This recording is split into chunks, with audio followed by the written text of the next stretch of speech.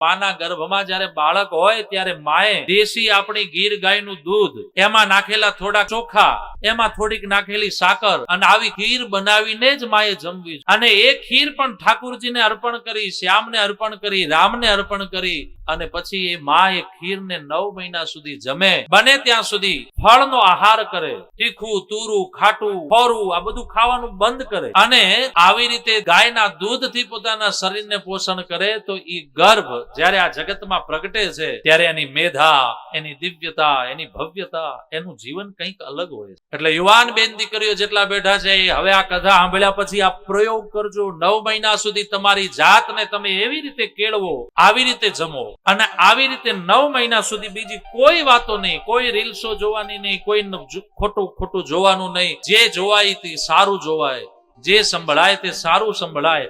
આવું 9 મહિના સુધી તમે જો તમારી જાતને કેળવી લો તો તમારા ગર્ભથી પેદા થનારું બાળક, એ ચાહે દીકરી હોય દીકરો હોય, એ આ જગતમાં કંઈક નામ અલગથી તારવશે.